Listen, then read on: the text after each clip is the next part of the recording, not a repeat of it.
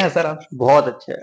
और आपको video start होने से पहले मैं आपको ये बता दूं कि आज का जो वीडियो रहेगा स्पेशल यूपीएससी एस्पिरेंट के लिए रहेगा। अगर आप यूपीएससी की तैयारी कर रहे हैं या फिर सीजीपीएससी की तैयारी कर रहे हैं, आपका जो सपना है अभिषेक पल्लव सर की तरह आईपीएस बनने का, कलेक्टर बनने का, डीएसपी बनने का या तहसीलदार बनने का, या फिर आप जितने पेरेंट्स लोग देख रहे हैं, अगर आपके बच्चे लोग जो है बड़े अधिकारी बनना चाहते हैं, तो आज का जो वीडियो है बहुत बेहतरीन होने वाला है। और मेरा दावा यह है कि आपको जो है यूपीएससी से सारे जो डाउट है वो क्लियर हो जाएंगे, क्योंकि हम जो है अभिषेक पल्लवा सर का जो संघर्ष है, जो मेहनत है, कैसे स्ट्रेटेजी है, पूरे इस वीडियो में हम जानेंगे।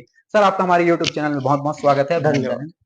दूसरी मुलाकात है सर, 1 साल पहले और आए थे जब आप। सबसे पहले यही जानेंगे, आप मेडिकल फील्ड से थे, तो आपको कैसे लगा या फिर किसे देखकर आपको ऐसा लगा कि आपको यूपीएससी में आना चाहिए सर? क्योंकि मैंने एमबीबीएस पहले किया है गवर्नमेंट मेडिकल कॉलेज गोवा से। उसके बाद मैंने एमडी साइकेट्री एम्स में किया है। एमडी करने के बाद मैं 3 साल प्रैक्टिस भी किया। प्रैक्टिस के दौरान मैंने देखा कि एज ए डॉक्टर काफ़ी नोबल प्रोफेशन है, समाज के लिए बहुत कुछ कर सकते हैं, लेकिन कहीं ना कहीं हमारी सीमाएं बंधी हुई होती हैं। यदि हम एक साथ काफ़ी लोगों के लिए कार्य करना चाहें तो सिविल सर्विसेज सबसे अच्छी एवेन्यूज प्रोवाइड करती है, डाइवर्सिटी प्रोवाइड करती है। आप फील्ड में जाके काम करते हैं, जिले के लेवल पे काम करते हैं। हाँ, जॉब सारे अच्छे हैं, हमें देश को अच्छे प्रोफेशनल्स चाहिए, अच्छे इंजीनियर चाहिए, डॉक्टर्स चाहिए, लॉयर चाहिए, सिविल सर्वेंट्स भी चाहिए। इसी क्योंकि सिविल सर्विसेज को डाइवर्सिटी चाहिए, यही कारण है कि यूपीएससी ने सारे स्टेट गवर्नमेंट के पीएससी एग्जाम्स में सभी फील्ड के लोगों को अलाउ किया जाता है। काफी लोग ये सोचते हैं कि प्रोफेशनल्स यहाँ क्यों आते हैं। प्रोफेशनल्स एक डाइवर्सिटी लाते हैं। आज के टाइम में टेक्नोलॉजी का युग है, और इस टेक्नोलॉजी के युग में जो सर्विसेज सिविल सर्विसेज हैं, उसको में डाइवर्सिटी बहुत जरूरी है। और शासन की ये मंशा भी है कि प्रोफेशनल्स आए, एनरिच करें सर्विसेज को। और निश्चित रूप से पिछले 10 साल की जो जर्नी है मेरी, वो खुद दिखाता है कि डॉक्टर्स का सिविल सर्विसेज में एक अलग स्पेस है। जब मैं दंतेवाड़ा था, वहाँ पे मैंने सैकड़ों मेडिकल कैंप्स लगाए, लोगों के साथ जुड़ाव किया। एक डॉक्टर एक सॉफ्टनेस लाता है। जब पुलिस के अंदर लोग पहले मानते थे कि पुलिस जो है टफ होनी चाहिए, भाषा की कड़ी होनी चाहिए। केवल भाषा से नहीं होता, कार्यशैली, हर कार्यशैली से आप एक छाप छोड़ सकते हैं। तो जो भी लोग प्रोफेशनल्स हैं, वो भी निश्चित रूप से यूपीएससी पीएससी का परीक्षा दे सकते हैं। और जिनको शासन के साथ काम करने की इच्छा है, छोटी जगह पे रह के काम करने की इच्छा है, जनता के बीच में रह के काम करने की इच्छा है, सिविल सर्विसेज उनके लिए बहुत ही अच्छा एवेन्यू प्रोवाइड करता है। सर पूरे भारत के आप इंस्पिरेशन है, पूरे भारत में आप पॉपुलर है, बहुत प्रसिद्धि है, बहुत लोग आपको आइडियल मानते हैं। मैं पर्सनली ये जानना चाहता हूँ सर, आपको जो है आपके कौन इंस्पिरेशन है, आईपीएस के तौर पर हो या जिसे आप जो है फॉलो करते हैं सर, हम जानना चाहेंगे इसे। काफी बड़े बड़े आईपीएस में नाम है। जब हम लोग न्यूज़पेपर में पढ़ा करते थे, उस टाइम किरण बेदी मैडम थी, जो कि तिहाड़ जेल में जेलर थी। महिला होने के बाद पुलिस में उन्होंने काम किया। उन्होंने एक बैरियर तोड़ा, एक स्टीरियोटाइप था कि पुरुष ही पुलिस में अच्छा कर सकते हैं। बाकी स्टॉलवर्ड्स रहे हैं, रोबेरियो सर रहे महाराष्ट्र में। काफी लोग लाइमलाइट में रहे, लेकिन सैकड़ों ऐसे भी लोग हैं जो साइलेंटली काफी काम करते हैं, जो उनकी प्रसिद्धि बहुत नहीं हुई है। तो सिविल सोसाइटी से काफी लोग मेरे एस्पिरेशंस रहे हैं, जिन्होंने समाज के लिए काम किया है। तो जो भी कुछ अच्छा कर पाता है, जिसको देख के लोग कुछ सीख पाते हैं, वो सभी लोगों से हमें एस्पायर होना चाहिए। और ये बात है कि आज पूरे भारत के युवा जो है, जितने भी यूपीएससी एस्पिरेंट है, पूरे सर आपको पूरा प्रेरणा मानते हैं सर आप, और पूरे भारत के लिए एक छवि छोड़ रहे हैं सर। बहुत ही हमें गर्व की बात है सर, और हमारे सौभाग्य है कि आपसे दोबारा मुलाकात करने का मौका मिला सर। स्पेशली मैं ये जानना चाहूंगा, जितने भी यूपीएससी एस्पिरेंट है वो प्रीलिम्स की तैयारी कैसे करे, क्या मेंस के साथ करे तैयारी या फिर प्रीलिम्स को अलग से करे, इसके बारे में बताइए सर। बिल्कुल, प्रीलिम्स जो है वो मल्टीपल चॉइस क्वेश्चन है। आप देख सकते हैं, पहले पेपर 1 पेपर 2 के मार्क्स ऐड हुआ करते थे, अब केवल पेपर 1 के मार्क्स के ऊपर मेरिट बनती है। 100 क्वेश्चन रहते हैं, 1/3 उसमें नेगेटिव रहता है। काफी कॉम्पिटिटिव है प्रीलिम्स। काफी आपने देखा होगा, काफी लोग जो सिलेक्ट हो जाते हैं वो दोबारा प्रीलिम्स देते हैं, उसमें भी छूट जाते हैं। तो प्रीलिम्स की तैयारी के लिए बहुत जरूरी है कि आप एक पिछले 8-10 साल के क्वेश्चन पेपर को आप स्टडी करें, यूपीएससी के पैटर्न को समझें। क्योंकि फॉरेस्ट एग्जामिनेशन का और इसका प्रीलिम्स कॉमन होता है अपना सिविल सर्विसेज का, तो एनवायरनमेंट से क्वेश्चन काफी ज्यादा आते हैं, फॉरेस्ट्री से क्वेश्चन काफी ज्यादा आते हैं। जरूरी है आप अपने स्ट्रेंथ देखें, वीकनेस देखें। कुछ है जो एक किताब से आप पढ़ेंगे तो आप क्वेश्चन आने के चांसेस बहुत ज्यादा रहते हैं, जैसे कि फ्रीडम स्ट्रगल है आपका हिस्ट्री में। जैसे कि पॉलिटी है आपका, यदि आपने लक्ष्मीकांत या कोई बुक आपने ध्यान से पढ़ा है तो वो क्वेश्चंस वहीं से आते हैं, आप सही कर सकते हैं। आप ब्रॉड सेक्शंस में डिवाइड करें प्रीलिम्स को, आपका पॉलिटी है, हिस्ट्री है, ज्योग्राफी है, इकोनॉमिक्स है, साइंस टेक्नोलॉजी है, एनवायरनमेंट है, करंट अफेयर्स है। इस 7 हेडिंग में आप देखें कि कौन से हेडिंग आपके स्ट्रेंथ है। ये जो साइंस के बच्चे होते हैं उनको science technology, environment, biotechnology, IT समझना थोड़ा आसान रहता है। तो यदि आप दूसरे सेक्टर से हैं, आपको समझने में मुश्किल आती है, तो वहां पे आप कोचिंग ले सकते हैं, गाइडेंस ले सकते हैं। आप पुराने पेपर सॉल्व करें, आप देखें कि आपका स्ट्राइक रेट कितना ज्यादा है, किसमें आपको स्ट्राइक रेट बढ़ाने की जरूरत है, किसमें स्ट्राइक रेट कम करने की जरूरत, किसमें कैसे आप बढ़ा सकते हैं। जहां तक दोनों को मिला के कुछ कॉमन है, जैसे ज्योग्राफी आपका हुआ, इंडियन इंडिपेंडेंट हिस्ट्री आपका हुआ, पॉलिटी आपका हुआ, ये आप यदि ठीक से पढ़ेंगे तो उसको मेंस का भी और इसका आप मिला के पढ़ाई कर सकते हैं। मेंस के सिलेबस को देखें, प्रीलिम्स के सिलेबस को देखें। आप शुरू के जो कॉमन टॉपिक्स हैं वो साथ में पढ़ें, जो इंडिपेंडेंट टॉपिक्स हैं आप पढ़ सकते हैं मेंस का, लेकिन लास्ट का 1 मंथ आप केवल प्रीलिम्स के लिए फोकस्ड रखें। होता क्या है, लास्ट के 1 मंथ में भी लोग यदि मेंस का कर रहे हैं तो रिसेंट मेमोरी बहुत इंपॉर्टेंट होती है। आप प्रीलिम्स को हल्के में ना लें। इवन जो सीसैट है, काफी लोग के पासिंग मार्क्स भी क्वालिफाई नहीं कर पाते हैं, तो आप उसके भी सारे सेक्शन, जो कॉम्प्रीहेंशन का है, जो आपका एनालिटिकल एक्टिविटी है, जो मैथ्स वाला सेक्शन है, उसको आप हल्के में ना लें। आप क्योंकि प्रीलिम्स में क्या है, आप देखेंगे 0.15 0.3 मार्क्स से भी लोग छूट जाते हैं और बहुत ही क्लोज कट ऑफ जाता है, उसमें बिल्कुल लीनियंसी के लिए कोई स्कोप नहीं है। और एक बार आप प्रीलिम्स यदि आप क्लियर करते हैं तो प्रीलिम्स और मेंस के बीच में भी 4 से 5 महीने रहते हैं। तो आप कोशिश करें कि यदि आपने 1 साल के हॉराइजन में आपने स्टार्ट की है तैयारी, तो शुरू के 6 से 8 महीने आप मेंस प्लस प्रीलिम्स दोनों की तैयारी करें। लास्ट के 4 महीने में और मेनली लास्ट के 1 मंथ में आप प्रीलिम्स पे ही फोकस करें। और हमने अभी सर ने बताया प्रीलिम्स और मेंस के बारे में, अब हम बात कर लेते हैं इंटरव्यूज के बारे में। सर इंटरव्यूज कितना इंपॉर्टेंट रहता है? इंटरव्यू बहुत इंपॉर्टेंट है। 275 मार्क्स का यूपीएससी में है, कोई भी स्टेट पे भी आप पीएससी दीजिएगा 200 से 250 मार्क्स के बीच में जगह जगह पे रहता है। इंटरव्यू में स्कोर का अंतर बहुत ज्यादा रहता है। लोगों को यूपीएससी में 275 में 100 से लेके लोगों को 220 तक मार्क्स आते हैं, तो रेंज बहुत बड़ा है। और आप मेंस के स्कोर के आधार पे आप एंट्री कर पाएंगे, लेकिन आपको कौन सी सर्विस चाहिए उसके लिए इंटरव्यू बहुत इंपॉर्टेंट है।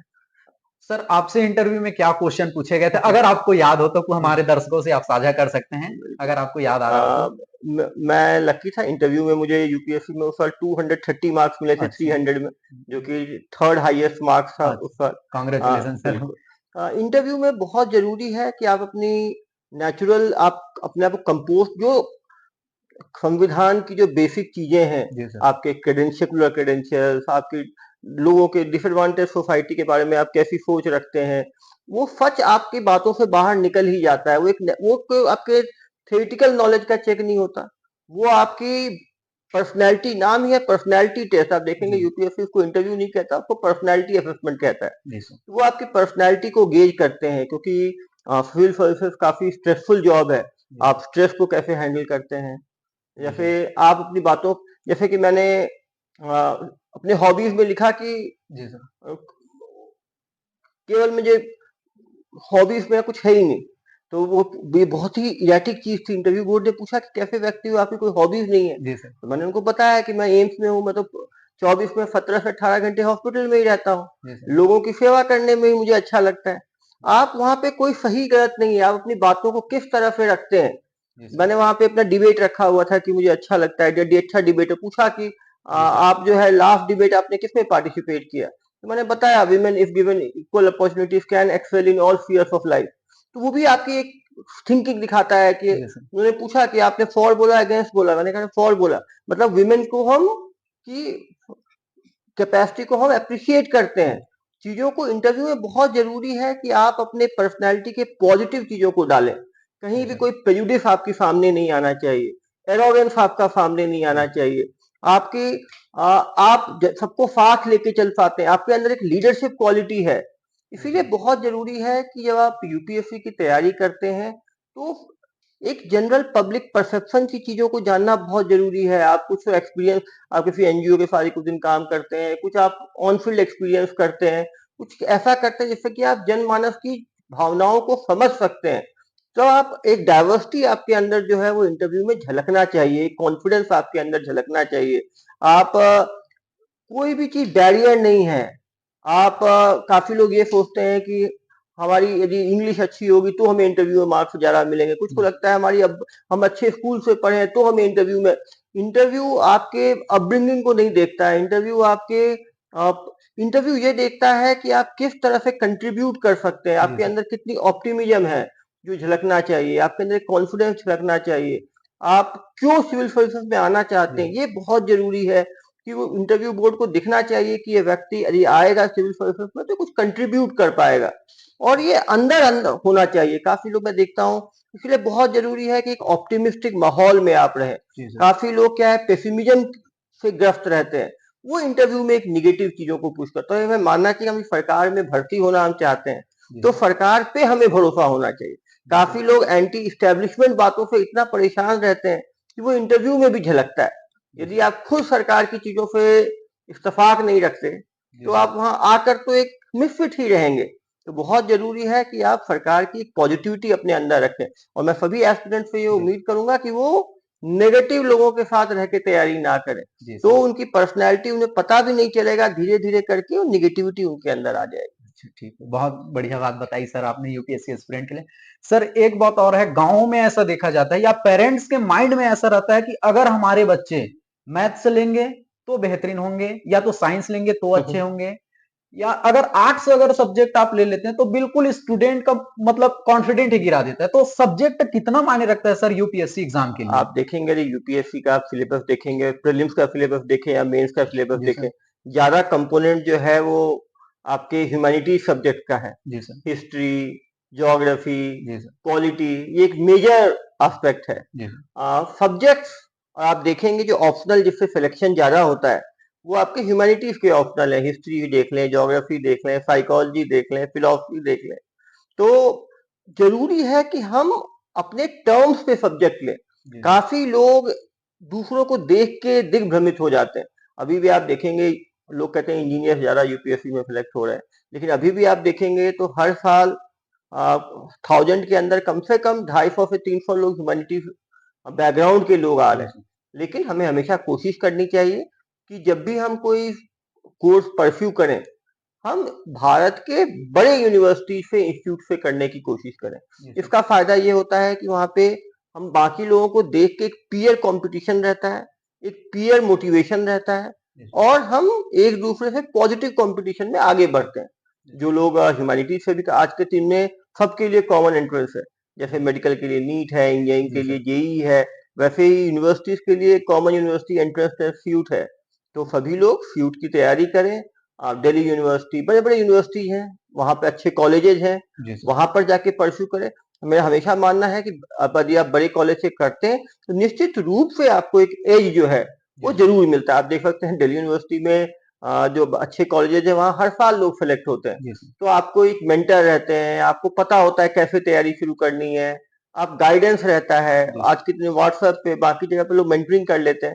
तो निश्चित रूप से अच्छे सीनियर्स मिलने से हमेशा फायदा होता है। कोई कोर्स छोटा बड़ा नहीं होता, इवन कॉलेज छोटा बड़ा नहीं होता। यह है कि बड़े कॉलेज से निकलने की प्रोबेबिलिटी ज्यादा होती है, हाँ। लेकिन हर कॉलेज से लोग सेलेक्ट होते हैं, हर राज्य से लोग सेलेक्ट होते जी हैं, सर। लेकिन निश्चित रूप से बिना मेहनत के सफल नहीं हो सकते।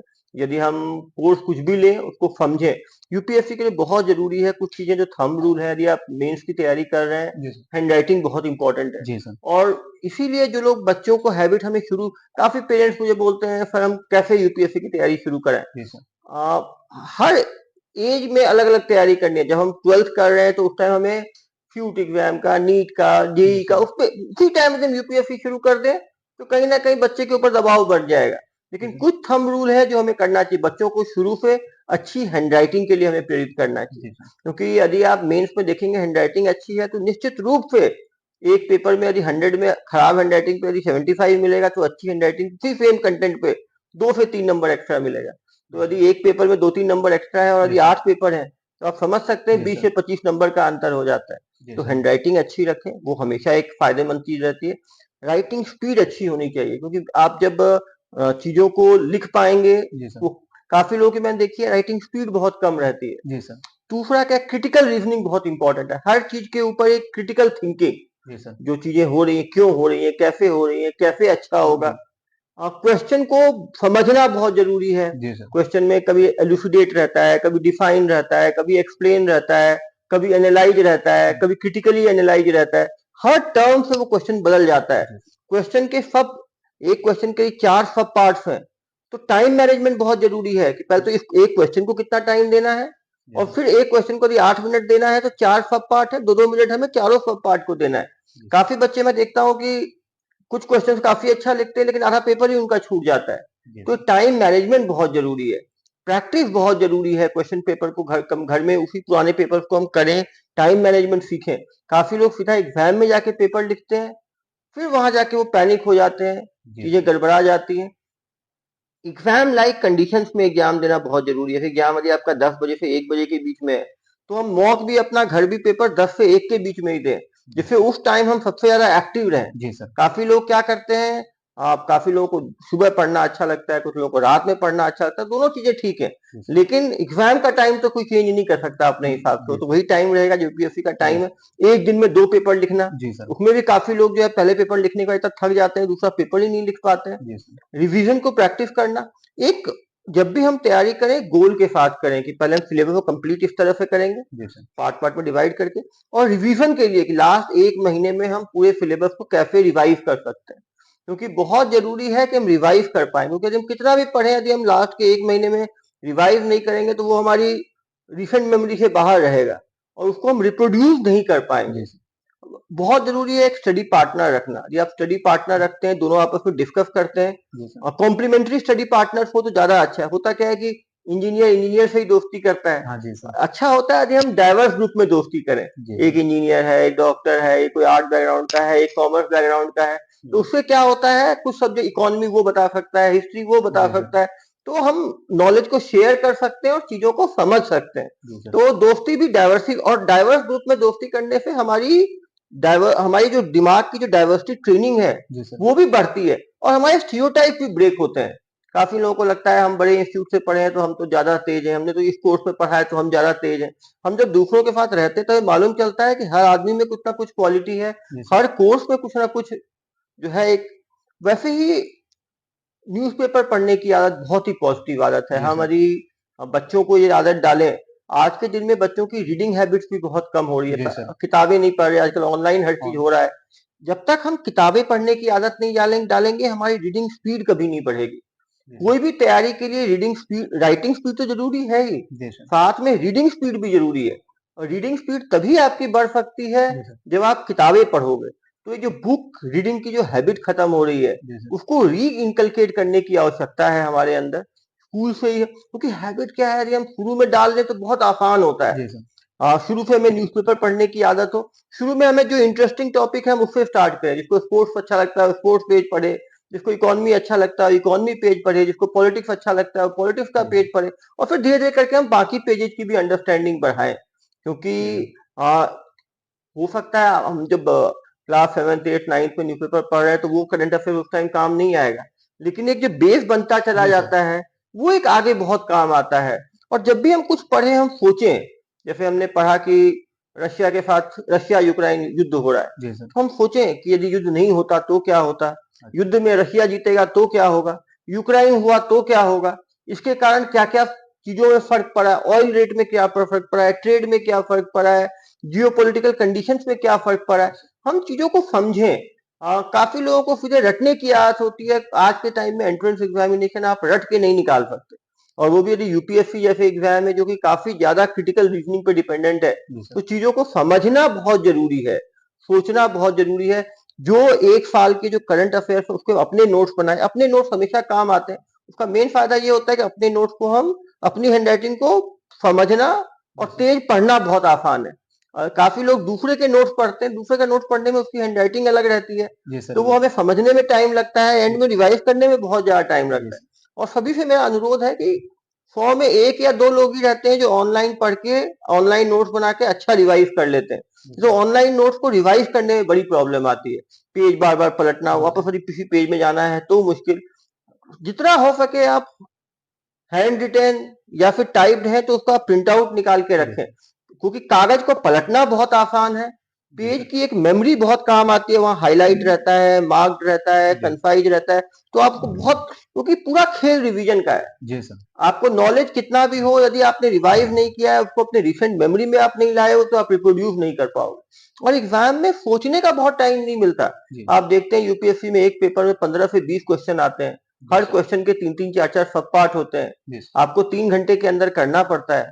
आप यूपीएससी में पेज भी देखेंगे तो एक क्वेश्चन में 10 नंबर के क्वेश्चन के 2-2 पेज खाली पड़ा रहता है जो लिखना होता है। तो राइटिंग स्पीड के साथ आपको एनालिटिकल स्पीड भी बहुत तेज चाहिए, क्वेश्चन तुरंत पढ़ना, तुरंत एक दिमाग में एक बेस बनाना और उसको लिखना। बहुत जरूरी है कि हम, यदि 10 नंबर का एक क्वेश्चन यदि 8 मिनट में हमें लिखना है, तो हमें 4-5 मोटे पॉइंट दिमाग में रहे और हम उस मोटे पॉइंट को फटाफट लिखें, बहुत ज्यादा उसको क्लस्टर्ड ना कर दें। कुछ लोग क्या करते हैं, एक ही क्वेश्चन 25-30 पॉइंट बना देते हैं, बहुत डिसऑर्गेनाइज हो जाता है। एक ऑर्गेनाइज करना भी बहुत जरूरी है। इसीलिए आप जब भी मॉक देते हैं, सबसे अच्छा इवेल्युएटर आदमी खुद होता है। आदमी लिखे और सोचे कि इसमें क्या और इम्प्रूवमेंट किया जा सकता था। राइटिंग जो है स्किल, वो भी बहुत इंपॉर्टेंट है। तो और दूसरी सबसे इंपॉर्टेंट चीज है कि बैठने की आदत होना। काफी स्टूडेंट बहुत शार्प होते हैं लेकिन बैठ नहीं पाते। सिलेक्शन के बाद बहुत लोग बोलते हैं हम 2 घंटे पढ़ते थे, हम 1 घंटे पढ़ते थे, हम आधे घंटे पढ़ते थे, लेकिन सबको मैंने पढ़ते हुए देखा है। मैं फॉर्चुनेट हूँ कि एम्स दिल्ली से मैंने पीजी किया है, मेडिकल के भी अच्छे बच्चों को देखा हूँ। यहाँ पे हम लोग आईपीएस में ट्रेनिंग कर रहे थे, तो हमारे आईपीएस में ट्रेनिंग करने वाली लड़की की फर्स्ट रैंक आई थी, गौरव अग्रवाल की, 2013 सीएससी में। तो सभी टॉपर्स को मैंने देखा है, सभी एग्जाम से पहले डरे रहते हैं, सभी मेहनत करते हैं। बिना मेहनत के किसी को सफलता नहीं मिलती, और यूपीएससी तो बिल्कुल ही नहीं मिल सकती। कारण क्या है कि बहुत बड़ा सिलेबस है, आपको सिलेबस कवर करना पड़ेगा, रिवाइज करना पड़ेगा। हाँ, लेकिन यदि आप स्मार्ट स्टडी की जो बात करते हैं, यदि आपने सिलेबस को ठीक से समझा है, आपकी तैयारी इस तरह होनी चाहिए कि हर सिलेबस का, हर एक टॉपिक जो सिलेबस का है उसके पास, आपके पास 8-10 पेज के नोट्स रहे कि सिलेबस में ये क्वेश्चन बन सकता है और ये मैं कर सकता हूँ। और उस सिलेबस से कोई भी चीज यदि 1 साल के अंदर नहीं हुई है, तब तो बहुत ही इंपॉर्टेंट है, वो आपको अच्छी तरह पता होना ही चाहिए। अच्छे स्टूडेंट वो होते हैं जो 1 साल की तैयारी में 80-90 हाई टॉपिक के नोट्स बना के रखते हैं और उसमें से कम 8-10 क्वेश्चन आ जाते हैं। यदि आपके हाई नोट से कितने क्वेश्चन आ रहे हैं, ये भी आपकी कैपेबिलिटी दिखाता है कि आपने इतनी चीजों में से छान के कुछ आपने टॉपिक ढूंढ निकाले। और यदि हाई टॉपिक आपने तैयार किए, निश्चित रूप से उससे क्वेश्चन आते हैं। और यदि आपके कम से कम 15 क्वेश्चन एग्जाम में आए हैं और ये 7-8 भी आपके प्रिपेयर किए हुए आए, तो उसको आप जल्दी से कर लेते हो, अच्छी तरह लिखते हो, तो कॉन्फिडेंस भी आता है और फिर आप बाकी भी अच्छी तरह से कर पाते हो।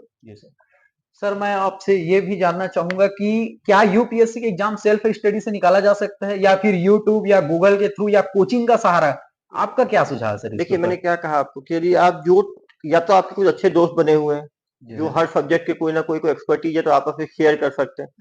जब आदमी तैयारी शुरू करता है, तो ज्यादातर 12th आपने अच्छी तरह कर रखा है सारे सब्जेक्ट, तो एक तैयारी खुद की जा सकती है। लेकिन आप देखेंगे, जैसे मैं मेडिकल ग्रेजुएट था, तो मेरे लिए इकोनॉमी बहुत नया था। इकोनॉमी में जो बहुत सारे टर्म्स हैं, सीआरआर है, रेपो रेट है, रिवर्स रेपो रेट है, ये अनजान आदमी को नहीं पता रहता है। किताब से पढ़ने में हम पढ़ सकते हैं, लेकिन थोड़ा समय लगता है। तो या तो उसमें हम आजकल यूट्यूब, हमारे टाइम उतना यूट्यूब नहीं था 2012-13 में, तो उस टाइम यूट्यूब स्टार्ट ही हुआ था रिवोल्यूशन आना एकेडमिक फील्ड में। अभी तो बहुत सारे प्लेटफॉर्म्स हो गए जो कि अच्छे मटेरियल देते हैं, लेकिन वहां भी जरूरी है कि देखिए, हम गलती करके सीखें तो कोई फायदा नहीं है, टाइम वेस्ट होता है। यदि हमारे अच्छे मेंटर्स हैं, सीनियर्स हैं, जो बता सकते हैं कि ये वीडियो इस टॉपिक के लिए अच्छे हैं और वो अच्छी तरह एक्सप्लेन किया हुआ है, तुम समझ सकते। क्योंकि आप देखिए, किसी भी प्लेटफॉर्म पे 1000 वीडियो है तो हजारों अच्छे नहीं है, हजारों हम देख के फिर सिलेक्ट करें तो समय बहुत लग जाएगा। तो यदि हमारे पास अच्छा गाइडेंस है, वो गाइडेंस मेंटर टू मेंटर हो सकता है, वो आपके कुछ रिलेटिव तैयारी किए हैं वो हो सकते हैं, और जो आपको गाइड कर रहे हैं वो दिल से अच्छे हो। प्रॉब्लम ये भी है, हमारे अंदर आपस में बहुत कंपटीशन रहता है। हम कोई अपना ट्रेड सीक्रेट नहीं बताना चाहता।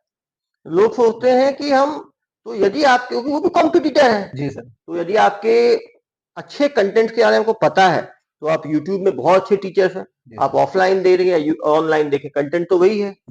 ये है कि ऑनलाइन ऑफलाइन में आप डाउट क्लियरेंस कर सकते हैं, वहाँ डाउट क्लियर करना थोड़ा मुश्किल रहता है। लेकिन आजकल टाइम में काफी सारे यूट्यूब चैनल्स हैं, इसीलिए डिजिटल लिटरेसी के कारण जो है वो डिजिटल डिवाइड, जो गांव और शहर में जो अंतर है वो कम हुआ है। आप कहीं बैठ के भी तैयारी कर सकते हैं। काफी मैंने लोगों को देखा है जिन्होंने पोर्ट ब्लेयर रह के तैयारी की है, नॉर्थ ईस्ट में रह के तैयारी की है, सैकड़ों लोग हैं जो बिना कोचिंग के निकलते हैं। लेकिन यदि हमारे पेरेंट्स सक्षम है कोचिंग का, दिल्ली जाने का फायदा ये रहता है कि आप एक, जो दिल्ली जो है कोचिंग हब है यूपीएससी का, तो वहां क्या है कि आप एक दूसरे को देख के लगातार आप मॉक दे पाते हैं, मटेरियल तुरंत वहां दुकानों में जेरॉक्स करके मिल जाते हैं। आप एक दूसरे से, आप जब एग्जाम में बैठते हैं मॉक देने के, दूसरे को बताते हैं, आप असेस कर पाते हैं खुद को। तो कोचिंग कोई खराब चीज नहीं है, कोचिंग एक हेल्प है वो। और जरूरी नहीं है आज के दिन में आपको दिल्ली ही जाना है कोचिंग के लिए, आपको रायपुर में मिल सकता है, बिलासपुर में मिल सकता है, भिलाई में मिल सकता है। कोचिंग में के स्तर में थोड़ा बहुत अंतर हो सकता है। आज के टाइम में मटेरियल तुरंत दिल्ली से मिल जाता है, मटेरियल ऑनलाइन मिल जाता है। तो हमें ये नहीं सोचना चाहिए जो कोचिंग पढ़ के बच्चे कर रहे हैं वो गलत कर रहे हैं। कोचिंग भी एक तरह की मदद है। तो वो मदद, असिस्टेंस लेने में कभी भी हमें शर्मिंदगी नहीं फील करनी चाहिए। मैं देखता हूँ काफी टॉपर शर्माते हैं कि हमने कोचिंग की है। कोचिंग करना कोई गलत काम नहीं है, आप बिल्कुल ले सकते हैं। और जो टॉपिक आपको लगता है कि आप खुद ही समझ सकते हैं या आप उसमें सक्षम है किताब से समझने में, निश्चित रूप से खुद पढ़ना चाहिए। खुद पढ़, वैसे भी आप कोचिंग में भी पढ़ते हैं तो उसके बाद खुद तो पढ़ना ही पड़ता है। ऐसा कोई नहीं होता जो कोचिंग में एक बार सुन लिया तो उसके आगे को पढ़ना नहीं है, वैसे भी मल्टीपल रिवीजन करना पड़ता है। कोचिंग का फायदा ये होता है कि जो चीज एक बार सिलेबस आप 5-6 महीने में कंप्लीट कर लेते हो। खुद तैयारी करने में प्रॉब्लम ये होती है कि हो सकता है वो 1 साल लग जाए, और ये भी हो सकता है कि बीच में आप मोटिवेशन लूज कर जाओ। आपने 4 दिन खुद तैयारी की, फिर आप मोटिवेशन लूज कर गए, फिर आप 10 दिन आपने पढ़ाई बंद कर दी, फिर आपका मोटिवेशन जागा, फिर आपने 2-3 दिन पढ़ाई की, फिर आपको अचानक लगा कि नहीं नहीं तैयारी छोड़ के मैं कुछ जॉब कर लेता हूँ, तो वो आदमी पद भटक सकता है। तो या तो आप कोचिंग कर लें या एक ग्रुप में तैयारी करें जिससे कि आपका फोकस मेंटेन रहे। यूपीएससी की तैयारी मेरे हिसाब से 18 महीने की कड़ी मेहनत तो चाहिए ही चाहिए। यदि आपने बीच बीच में फोकस लूज किया तो आपका तैयारी का समय लंबा होता है। और हमेशा याद रखें, हर फेलियर आदमी को कमजोर बनाता है। तो आपका जितनी बार आपका यूपीएससी में नहीं होता है, हो सकता है आप हिम्मत हार जाओ और छोड़ ही दो।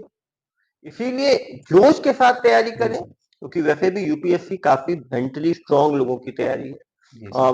पेरेंट्स को मेंटल स्ट्रेंथ चाहिए, बच्चों को मेंटल स्ट्रेंथ चाहिए, आसपास वाले रिलेटिव्स को मेंटल स्ट्रेंथ चाहिए, क्योंकि आप देखिए 1.5-2 साल का तो एक साइकिल होता है। ज्यादातर लोगों को 2 से 3 अटेम्प्ट लगते हैं, एवरेज आप देखेंगे 2.5 से 3 अटेम्प्ट एवरेज है। कुछ लोग फॉर्चुनेट है जो पहले अटेम्प्ट में भी हो जाता है, कुछ को 5-6 अटेम्प्ट भी लग जाते हैं, ज्यादा भी लगते हैं।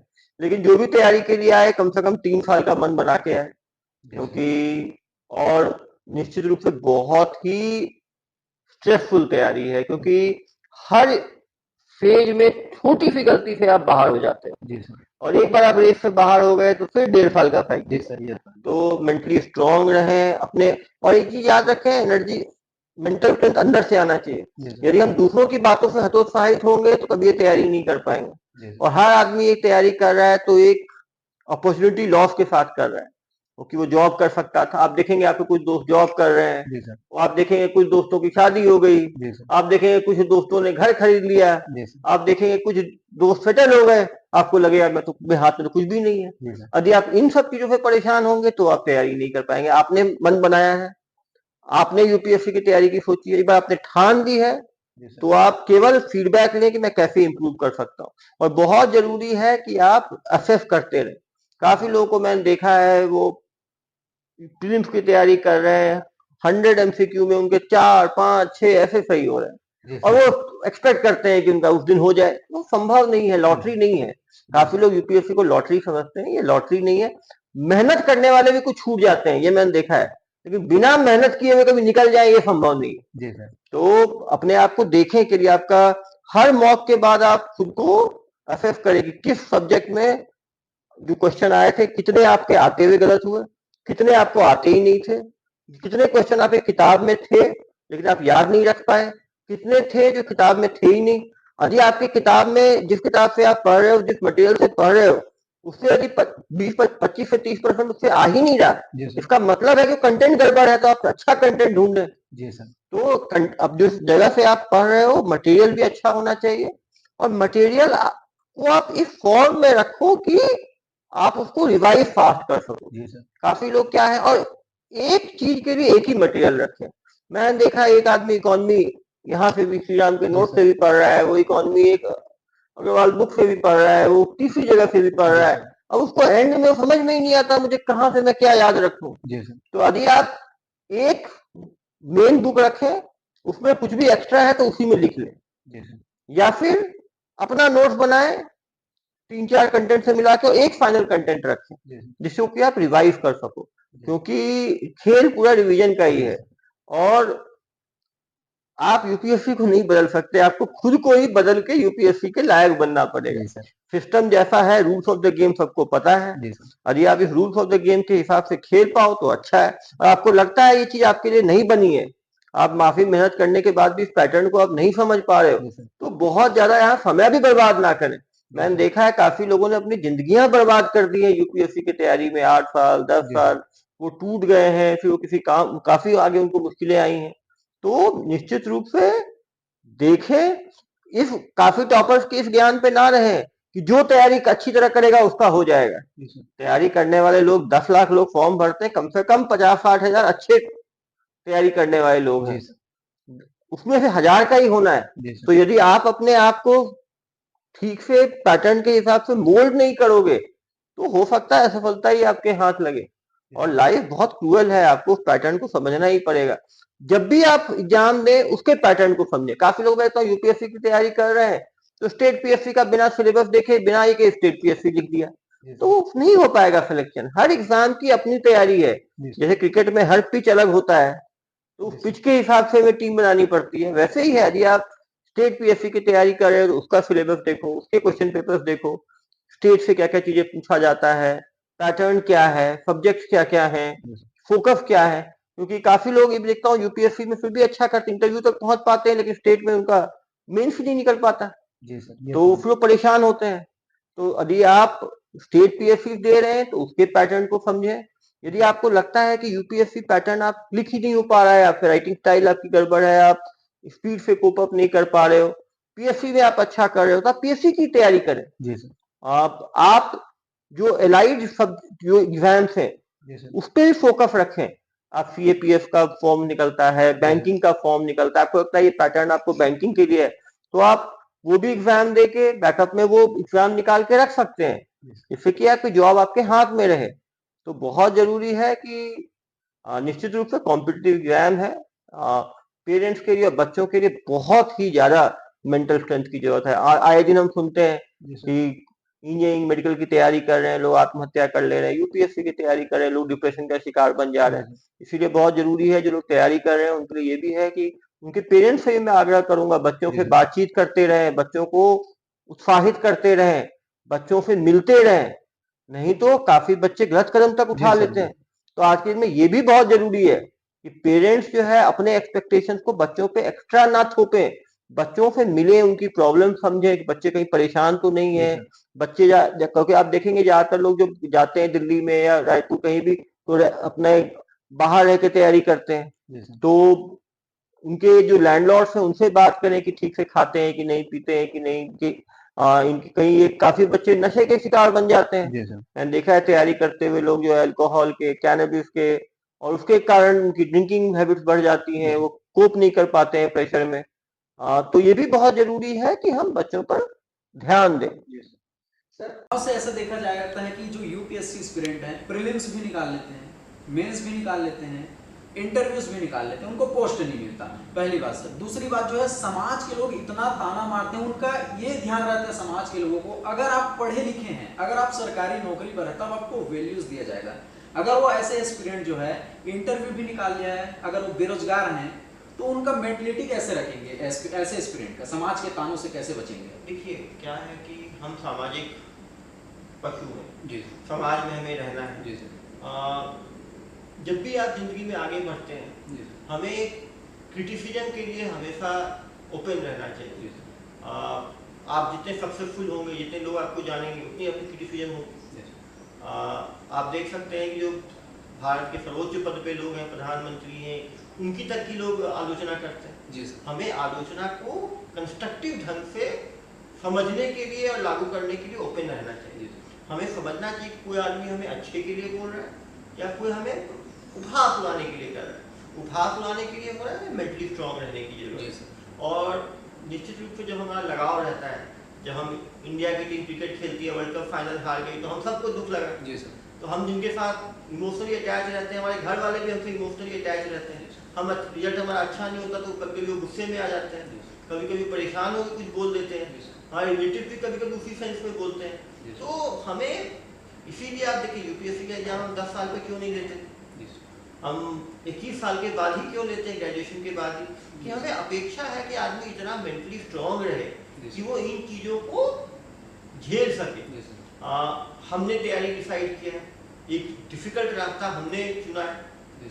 तो जब भी आपको कोई बड़ी चीज के लिए कोशिश करनी है तो इन सब चीज़ों को हमें नज़रअंदाज करना ही पड़ता है। इवन आप जब सर्विसेज में आते हैं, जब आप अधिकारी बनते हैं, तब भी 10 तरह के आपके ऊपर लांछन लग सकते हैं, 10 तरह की स्ट्रेस हो सकती है, बहुत चीज़ें ऐसी हो सकती हैं जो आपके कंट्रोल में नहीं।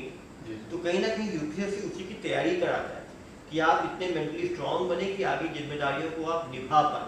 निश्चित रूप से हर सफलता या असफलता के बाद हमें फीडबैक देना चाहिए, कैसे इंप्रूव करना है उसके बारे में सोचना चाहिए। जो लोग आपको आपके अच्छा सोचते हैं और कहीं ना कहीं तो इस गुस्से के कारण आपको बोल रहे हैं, उसको अलग हैंडल करना है।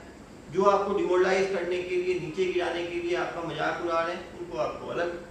हमें हर आदमी की हर चीज़ पे न दिल से लगाना चाहिए, हमें मजबूत बनना चाहिए। और जो व्यक्ति मजबूत है उसका कोई दूसरा कम से कमज़ोर नहीं बना सकता, हम खुद को खुद कमज़ोर बनाते हैं। और ज़िंदगी में हर चीज़ हमारे हिसाब से कोई ज़रूरी नहीं, लेकिन बिल्कुल विविधताओं और बिल्कुल आश्चर्यों का ज़िंदगी है। हमें उसी तरह जीवन ऐसे ही आता है। तो मैं सभी एस्पिरेंट्स को कहूँगा कि वो मेंटली स्ट्रांग बने, वो अपने तैयारी की तरफ देखें। जो वो तैयारी करेंगे जरूर सफल होंगे, और जब सफल होंगे तो वही लोग कहेंगे कि देखो ये तो 2 साल नहीं हुआ था, अभी अधिकारी हो गए। और एक बार आप सफल हो जाते हैं तब कोई पीछे नहीं देखता कि आप पहले अटेम्प्ट में हुए, दूसरे में हुए, तीसरे में हुए।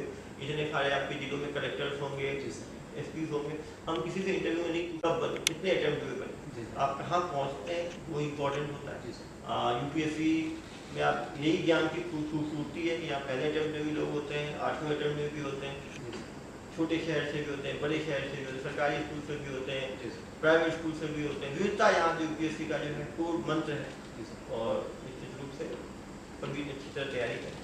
सर आईपीएस के जितने भी एस्पिरेंट हैं, यूपीएससी के एस्पिरेंट हैं, वो ये जानना चाहते हैं सर कि आईपीएस की ट्रेनिंग कैसे होती है और आईपीएस को क्या सुविधा मिलती है, सरकारी सुविधा, सैलरीज क्या होती है, ये बहुत कमेंट कर रहे थे लोग। तो आप सर प्लीज आईपीएस की जो ट्रेनिंग है, पहले फाउंडेशन कोर्स सभी सर्विसेज की एक साथ मसूरी में होती है, लाल बहादुर शास्त्री नेशनल अकेडमी में। और फिर पुलिस की ट्रेनिंग जो है वो नेशनल पुलिस सरदार वल्लभ भाई Patel national police academy Hyderabad है, वहाँ पर होती है। 1 साल की ट्रेनिंग होती है और उसमें कानून के बारे में बताया जाता है, आप कानूनों के बारे में, स्पेशल लॉज के बारे में, लॉ एंड ऑर्डर के बारे में, पब्लिक पीस के बारे में। और वहाँ बहुत ही आउटडोर ट्रेनिंग रिगरस रहती है, दौड़ भाग, combat training, commando training, horse riding, swimming, rock climbing. बहुत ही बहुत ही अच्छी एकेडमी है, मतलब इतनी सुविधाएं आपको मतलब ऐसी मतलब पूरे देश में इंडियन मिलिट्री एकेडमी हो, नेशनल पुलिस एकेडमी हो, ये प्रीमियर इंस्टीट्यूट है आर्म फोर्सेस पुलिस की ट्रेनिंग में। वहाँ पे आपको एक सिविलियन को एक पुलिस ऑफिसर के रूप में आप बाहर निकलते हैं। जहाँ तक सुविधाओं की बात है,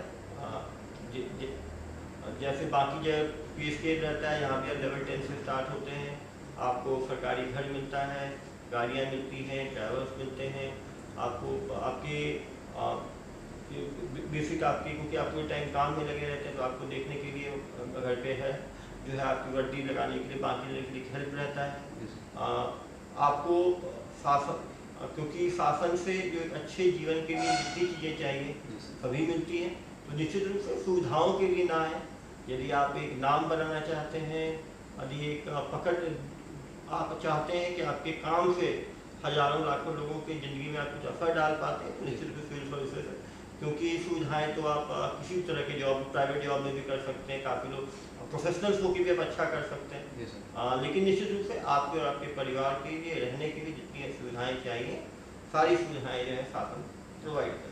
सर अभी जो है कवर्धा में बहुत से नक्सली जो हैं आत्मसमर्पण कर रहे हैं सर, उनसे जब बात होता है तो ये कारण पता चलता है सर कि वो क्यों जो है नक्सली बन जाते हैं, क्यों वो हथियार उठाने के लिए जो है क्यों वो हथियार उठाते हैं सर, इसका कारण कुछ पता चला सर?